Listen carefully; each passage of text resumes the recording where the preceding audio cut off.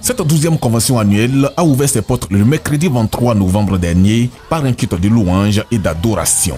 La matinée et la soirée du jeudi suivant ont été consacrées à l'étude du thème « La Renaissance tirée de l'histoire biblique de Nicodème ». Le couple fondateur de ces camps de prière de l'église Sema, située à Mbrakro, à une dizaine de kilomètres du Carrefour Bodo, dit avoir répondu à une recommandation de Dieu par la convention annuelle en vue de sauver des âmes sous l'emprise des démons.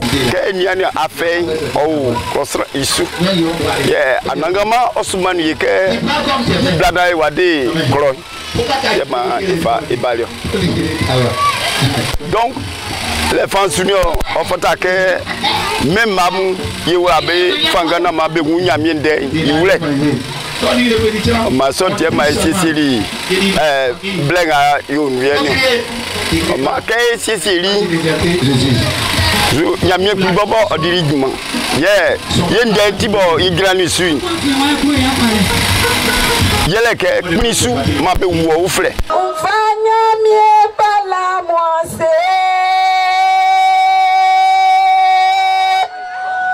Bonifanya mio, fala moi c'est Baba et jeune quoi Dieu.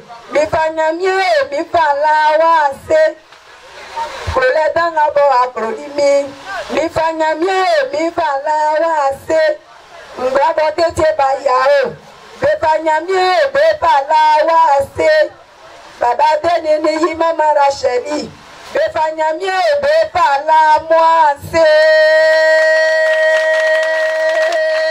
L'étude du thème s'est poursuivie dans la matinée du vendredi 25 novembre avec le prophète Kwaku Kofi Samuel, leader d'une église basée à San Pedro et invité comme un des orateurs du programme. Cet homme de Dieu a invité l'assistance à abandonner la vie sans Christ et à vivre selon l'Esprit de Dieu comme l'a recommandé le Seigneur Jésus-Christ à Nicodème dans l'Évangile selon Jean. Par la grâce de Dieu, le programme a été vraiment une réussite totale. Donc on dit vraiment merci à Dieu de cette grâce que Dieu nous a offerte à travers les vies qui ont été délivrées. Donc une bénédiction du Seigneur et que la gloire revienne à Dieu. La nuit du même vendredi était consacrée à la veillée, dernière partie de cette convention. À cette veillée de clôture, une bonne place a été faite à la louange à Dieu avec des chantres invités pour la circonstance. L'un des points marquants de cette veillée était des témoignages très édifiants relatifs à la puissance de Dieu manifestés à cette 12e convention grâce aux prières de l'évangéliste Kona Kofi Deni et de la prophétesse Nguessan Rachel, épouse Kofi, couple fondateur du camp. Mon filon bari ma fait un gomisu qu'un guri wasai qu'un c'est qu'un konya bien qu'on a un Kofi Deni et un yamboy a fait et souperi. Le moment elle avait appris qu'il y a un croisade ici. Le moment elle a pris le chemin, le moment il venait, le Seigneur aussi a opéré sa miracle avant qu'elle soit ici. Et entièrement où elle est là, elle est complètement guérie.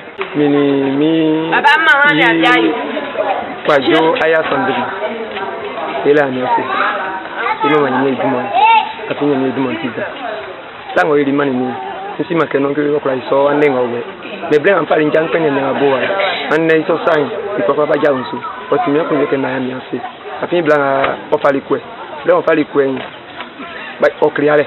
Sa femme ne pas bien parce qu'elle était en grossesse. Ils ont emmené dans l'hôpital, ils sont allés faire autographie, mais ça va pas.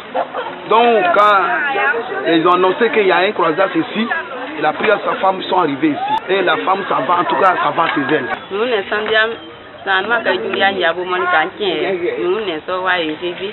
Après, un diable qui sur aller, un diable. Ma à City, sur aller, quand ça fait pas mieux fait, pas mieux fait du monde. Et ni bien ni bas pied d'hiver, et où bangwa.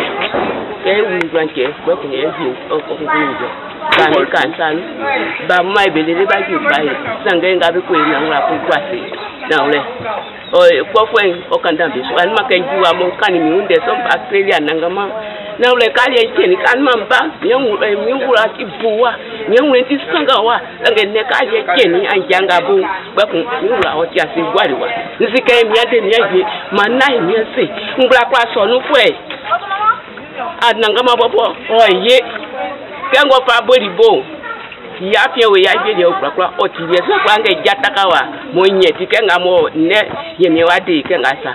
Retenez que la veillée de clôture de cette convention annuelle a aussi été un moment de délivrance des âmes, pas d'intenses moments de prière, de combat au nom de Jésus-Christ.